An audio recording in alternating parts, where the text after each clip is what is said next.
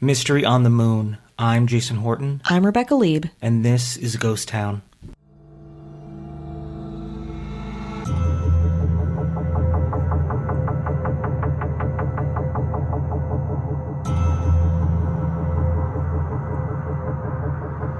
On January 31st, 1971, Apollo 14 was launched into the atmosphere, the United States' third space shuttle bound for the moon. 5 days later, astronauts Alan Shepard and Edgar Mitchell walked on the lunar surface while Stuart Roosa, a former U.S. Forest Service and famed smoke jumper, orbited above in a command module. This feels very space race. This episode really isn't about the moon. No.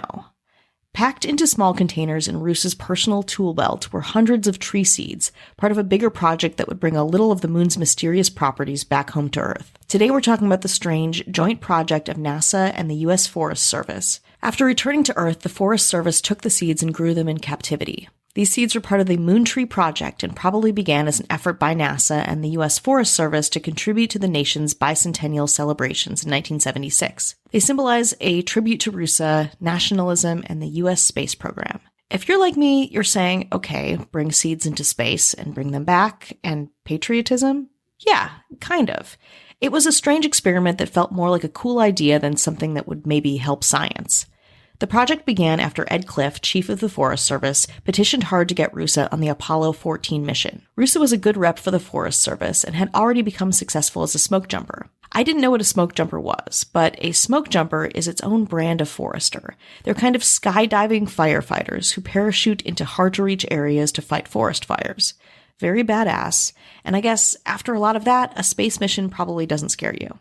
Stuart Roosa was a middle-aged Colorado-born smoke jumper and Air Force pilot who was one of 19 people selected for the astronaut class of 1966 and was part of the astronaut support crew for Apollo 9. Roosa was also a backup command module pilot for Apollos 16 and 17. Before we hit the moon, though, let's take a break. So smoke jumper and astronaut Stuart Roosa impressed everyone and eventually was chosen to go on the mission. It was agreed that Stuart would bring seeds with him on the mission, and a man named Stan Krugman of the Forest Service was put in charge of this top secret seed project, selecting the exact type of tree seeds and giving Roosa his marching orders. Seeds were chosen from 5 different types of trees: loblolly pine, sycamore, sweetgum, redwood, and Douglas fir. They were classified and sorted, top secret, and sealed in small plastic bags that were stored in a metal canister. A near-identical set of seeds were kept on Earth for later comparison and as a control. So Roosa went up into space carrying more than 2,000 seeds on him, sealed, in a canister that never left his body.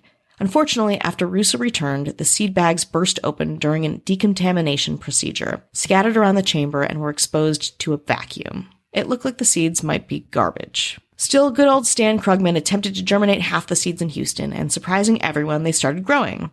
But then they all died. A year later, the second half of the seeds were sent to the Southern Forest Service Station in Gulfport, Mississippi. The seeds, if you care, are sycamore, loblolly pine, a pine, and sweetgum. And to the Western Station in Placerville, California. Those were redwood and Douglas fir, to attempt germination. And these grew too. Some of the successful moon seeds were planted with their Earth seed controls. Some were given to different states, some were presented to foreign diplomats, wherever. The problem was, it was wherever. There was no organization around the handing off of these tiny moon trees or tracking if they lived or died.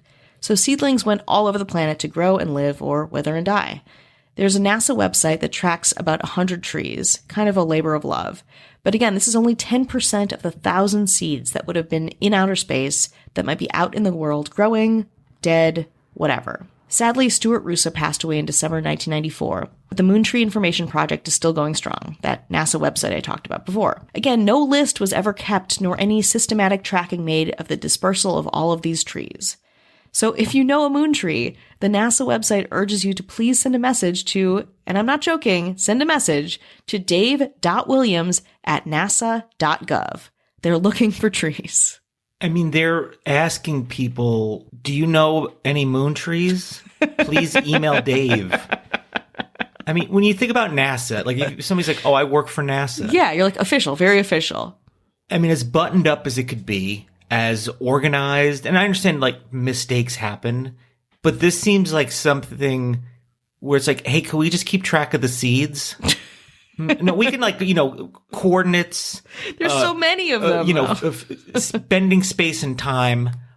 but you wanted me to keep track of all these seeds? Come on. That's where I draw the line. Dave's like, you know what? We'll just ask people later on the internet. Just email me. I mean, I feel like emailing him. I was like, I don't know. I think there's a moon tree here, Dave. What should I? I think I have a moon tree here. With the moon comes a lot of conspiracy around it. Absolutely. People talk about landing on the moon. Yeah. And this would be one of the things where a conspiracy theorist could say something. I'd be like, you know what? I want to hear you out. With this specific thing, I'll hear you out because it's just such an odd thing. It truly is. And you think of NASA as being so scientific and this like big repute and official and formal. And then you're like, oh yeah, I forget like in the 60s and 70s, like they were kind of just like, let's give this guy a bunch of seeds for this idea that like has no scientific basis, just like kind of seems cool. Bring them back and then give them away like a fucking garage sale, you know? But during that time, when we talk about moon landings, it's then. Yeah. That's the crux of, there's obviously rovers on Mars and a lot of stuff happening. But when we talk about the moon, 1969, 1970 is the time we're talking about where the breakthroughs have happened. So you'd think like then would be the most official and formal. Yeah, like put together. No, I mean, it's still America in the 60s and 70s, though. They're probably smoking up there. They're probably eating a high-processed food. Tang. That's your contribution? Yep. You know, did we do the episode with the Pizza Hut in space? Yeah, we did do that. They kept that Pizza Hut going. Pizza Hut kept it all together. Why can't NASA keep it together? You know what? If you email Dave, please CC us at ghosttownpod@gmail.com. Please, we need to know what happens.